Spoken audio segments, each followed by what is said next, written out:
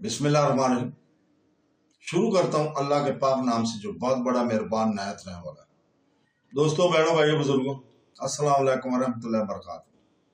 تاریخ اسلام سلطان محمود غزنوی سے جلال الدین محمد اکبر مغلیہ بادشاہ تک کی تاریخ ہم بیان کر رہے ہیں۔ آج اس کی 22 نمبر قسط ہے جس میں آپ کو ہم خوش آمدید کہتے ہیں۔ دوستوں، بہنوں، بھائیوں، بزرگوں، عموماً کہا جاتا ہے کہ عرض پاکستان میں غزنوی حکومت قائم ہونے سے کوئی دور مادی تبدیلیاں نہیں آئیں، نہ کوئی نئے آلات پیدا ہوئے، نہ پرانے آلات میں تبدیلی ہوئی، اور نہ معاشی ڈھانچے میں کوئی رد و بدل ہوا۔ صرف یہ فرق پڑا کہ بت مات جو اکثریتی مذہب تھا ختم ہو گیا اور اس کی جگہ اسلام آ گیا۔ گویا سارے بدھ مسلمان ہو گئے اور کافی ہندو بھی مسلمان ہوئے۔ دوسرے لفظوں میں غزنوی عہد حکومت کا وادی سندھ کو صرف ایک تحفہ ملا اور وہ ہے اسلام۔ بہرحال غزنوی عہد حکومت میں کافی تبدیلیاں ہمارے معاشرے میں آئی ہیں جن کے اثرات آگے چل کر ناقابل تنسیخ ثابت ہوئے، لہذا ان کا جائزہ لینا بھی ضروری ہے۔ غزنوی دور میں ایک بار پھر عرض پاکستان کے اندرونی شیرازہ بندی ہوئی اور یہ خطہ ایک لڑی میں پرو دیا گیا تھا۔ انتظامی، معاشی، سماجی، ثقافتی اور لسانی طور پر یہ علاقہ جنوبی ایشیا سے ایک بار پھر منفرد ہوا اور اس کا خود مختارانہ تشخص اجاگر ہوا۔ غزنیوں کے آنے سے پہلے معیشت کے دو بڑے شعبے تھے، زراعت اور صنعت۔ زراعت و صنعت تو حرفت، لیکن پیداوار اندرون ملک کھلی منڈی میں فروخت نہ ہوتی تھی۔ کسان اپنی پیداوار میں سے بقدر ضرورت اپنے پاس رکھتے تھے اور بیشتر حصہ مقامی سرکاری افسر کو، جسے چودھری کہتے تھے، دے دیتے تھے۔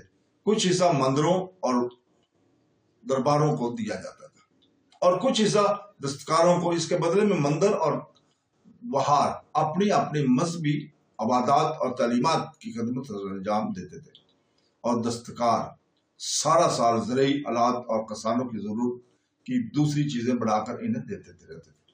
اشیاء پیداوار میں ایک طرح کا بارٹر سسٹم تھا۔ اسی طرح سے چودھری کے پاس جو اناج جمع ہوتا تھا، اس کا ایک حصہ اپنے سے اوپر کے حاکم یا سردار کو دے دیتا تھا، اور یوں ہی زرعی دولت میں سے مقررہ حصہ مقامی راجے اور پھر بادشاہ تک پہنچ جاتا تھا۔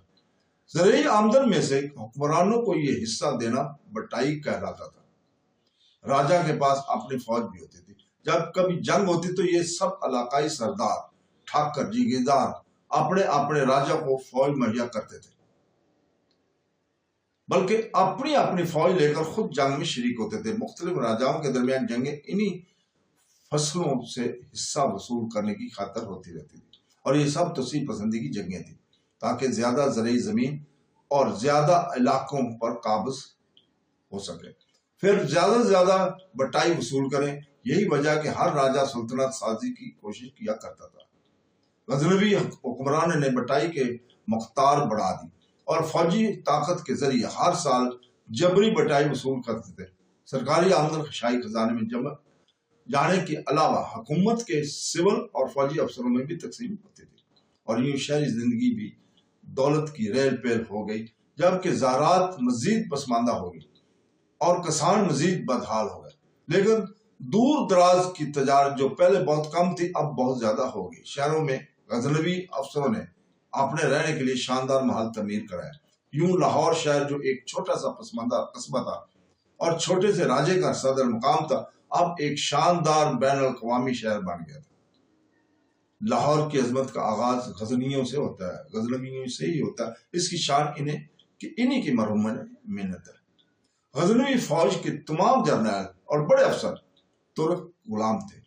خود غزنوی خاندان بھی ترک تھا اور غلاموں کی اولاد سے تھا۔ غزنوی حکمرانوں نے تمام جرنیلوں کو زمینوں کے بڑے بڑے قطعات دے رکھے تھے۔ اس پالیسی کو وہ اقتاح کہتے تھے۔ اقتاح کا لفظی مطلب ہے کاٹیا، ٹکڑے کرنا، کاٹنا یا ٹکڑے کرنا، اور اس سے مراد تھی قطع زمین کا ٹکڑا کسی کو دے دینا جس کو قطع دیا جاتا تھا۔ اسے اقتدار یا مقطع کہتے تھے۔ اقتدار جنرلوں کا فرض تھا کہ اپنے اقتا کی خود حفاظت کریں، اس پر فصلیں کاشت کروائیں، اپنی فوج رکھیں، اپنی فوج کی معاشی ضروریات اسی اقتا سے پوری کریں، اور ہو سکے تو ارد گرد فتوات کر کے اپنا علاقہ پھیلانے کی کوشش کریں۔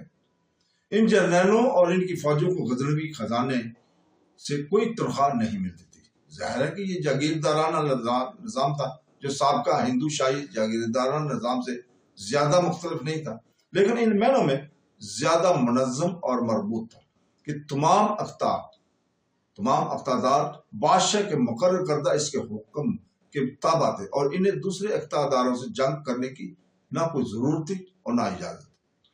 پرانی ہندو اشرافیہ جو جاگیرداروں پر مشتمل ہوتی تھی، جنہیں ٹھاکر، شاہ اور شاہی رائے کہتے تھے، اس دور میں اقتدار سے خارج ہو گئی تھی، اور ان کی جگہ ترک افسروں پر مشتمل افسر شاہی کا ڈھانچہ بنایا گیا تھا۔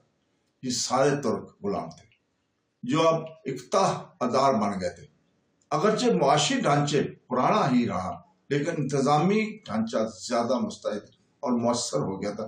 کہیں کہیں پرانے سردار اپنے عہدوں پر قائم رہے، اس اشرافیہ کے حزب نسب پر زیادہ زور دینا شروع کر دیا۔ حالانکہ ان کا اپنا حزب نسب غلامی کی تاریخ سے نکلا تھا، لیکن ان میں سے اکثر اپنا شجرہ نسب وسط ایشیا، ایران اور افغانستان کے قدیم بادشاہوں سے جا ملاتے تھے، جس کی وجہ سے نئی اشرافیہ کے لیے مغربی اور وسطی ایشیا کا ہونا ضروری ہو گیا تھا، یا اگر ضروری نہیں تھا تو کم سے کم فخر کی بات تھی۔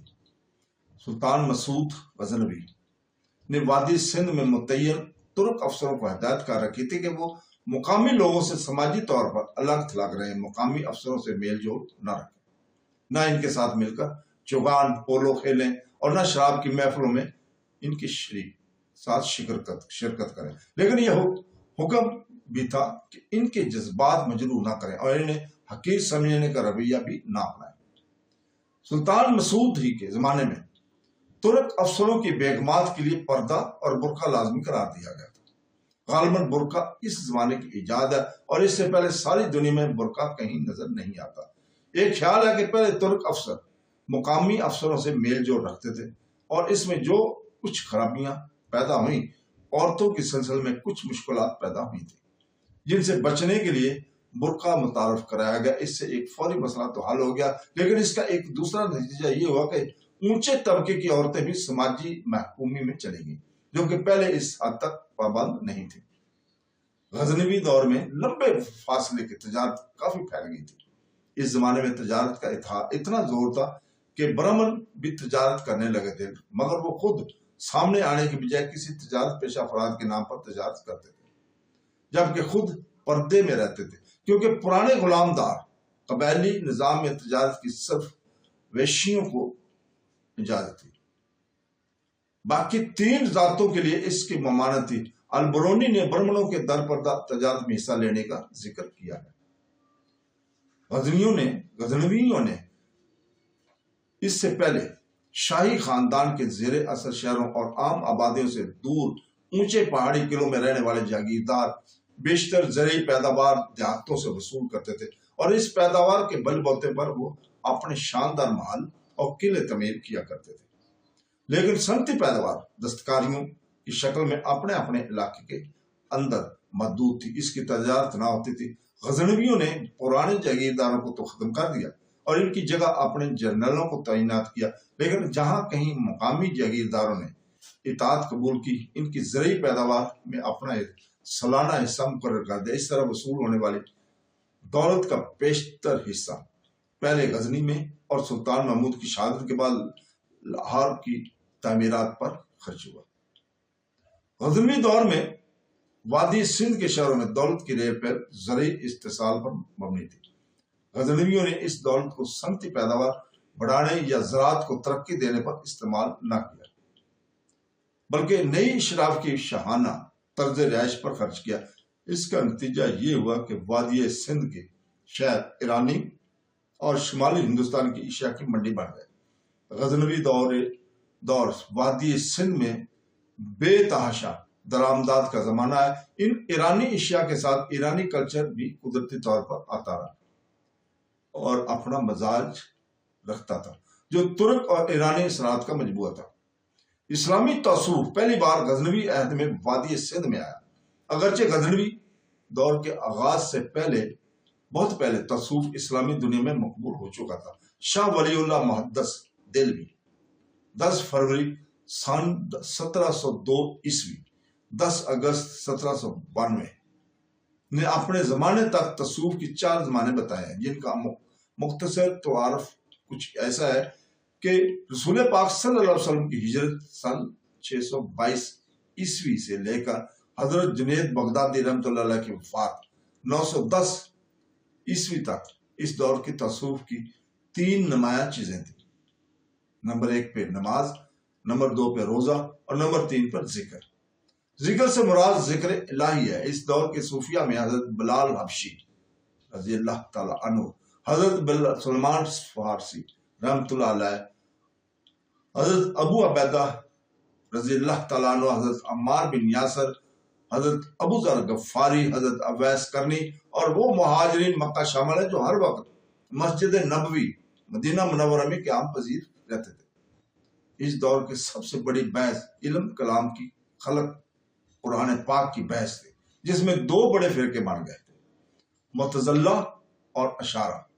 معتزلہ قرآن پاک کو مخلوق بتاتے ہیں اور اسلامی مابعد طبیعیات سے انکار کرتے تھے۔ مثلا وہ قبر کے عذاب یا جوج مجوج یا وجال کرامہ کا کاتبین، حفظ کوثر، پل اسرات، مراج نبوی اور علم ساخ کو نہیں مانتے تھے، جبکہ اشاعرہ نے ان کا زبردست دفاع کیا۔ دوسرا زمانہ جنید بغدادی کی جوانی سن 880 عیسوی سے لے کر تقریباً 1020 عیسوی تک رہا۔ اس دور کے تصوف کی نمایاں خصوصیات میں مراقبہ، مکاشفہ، روحانی تجربات، سمع اور جامع دری ہیں۔ تیسرا زمانہ وہ ہے 1020 عیسوی سے شروع ہوا۔ اس دور کے عظیم صوفیہ میں شیخ ابو الحسن خرقانی اور شیخ ابو سعید بن ابو الخیر ابتدائی بزرگوں میں سے ہیں۔ سلطان محمود غزنوی شیخ ابو الحسن خرقانی کی بے انتہا تعظیم کیا کرتے تھے۔ وادی سندھ کے اس دور کے عظیم ترین صوفی حضرت داتا گنج بخش ہے رحمۃ اللہ علیہ۔ اس دور کے تصوف کی نمایاں خصوصیات میں توجہ صوفی اور خدا کے درمیان حجابات کا اٹھ جانا، کشف حجاب کے استرغار اور بعض سلسلوں میں ترک شریعت ہے۔ چوتھا زمانہ آتا ہے شیخ اکبر محی الدین ابن عربی سن 1165 عیسوی اور 1240 عیسوی کے درمیان کی پیدائش سے زیادہ پہلے شروع ہوا۔ اس دور میں صوفیہ وجود کے نزول اوپر سے نیچے آنے کے 5 درجے مقرر کیے جاتے ہیں۔ احدیت، فقط خدا ہے اور کوئی نہیں۔ نمبر 2 پہ وحدانیت، خدا ایک ہے، دوسری کوئی ہستی خدا نہیں۔ نمبر 3 پہ عالم ارو، وجود کی وہ دنیا جس میں صرف روحیں ہیں۔ نمبر 4 عالم مثال، فرشتے اور دوسرے ایسے وجود۔ دراصل عالم مثال کا تصور افلاطون کے ایان اور مشہور دہی کی دوسری شکل ہے۔ نمبر 5 دائرہ اجسام، مادی کائنات اور مادی اجسام۔ دراصل یہ پانچوں وجود ایک ہی وجود کی یا اس کے نزول کی شکل ہے۔ عرض پاکستان میں تصوف دوسرے زمانے سے آنا شروع ہوا، لیکن اس کا اصل آغاز تیسرے زمانے سے ہوتا ہے۔ حضرت داتا گنج بخش رحمۃ اللہ علیہ نے تصوف کے 12 سلسلوں کا ذکر کیا ہے، جن میں سے 10 پسندیدہ اور 2 مرتود۔ داتا صاحب کے 10 پسندیدہ سلسلے محاسبیہ، کساری، تیفوریہ، جندیہ، نوریہ، سیبیہ، حکمیہ، حرازی، حفقیقہ اور سیاریہ ہے۔ شاہ ولی اللہ نے 14 مقاتب تصوف بتائے ہیں جو کہ 13ویں صدی تک بن چکے تھے۔ ان میں سب سے بڑے مکتبہ کا نام نقش بندیہ تھا۔ اس کے علاوہ قادریہ، سہروردیہ، کبرابیہ، کلندریہ، شتاریہ، چشتیہ، نور بخشاویہ مشہور سلسلے تھے۔ جس طرح فلسفے میں مکتبہ فکر ہوتا ہے، اسی طرح تصوف میں مکتبہ فکر اور عمل ہوتا ہے، یعنی ایک مکتبہ فکر اور اس میں کچھ روحانی اعمال اور اشکال، عبارت وغیرہ۔ تصوف کے ہر مکتبہ فکر اور عمل کو سلسلہ تصوف کہتے ہیں، سلسلہ تصوف۔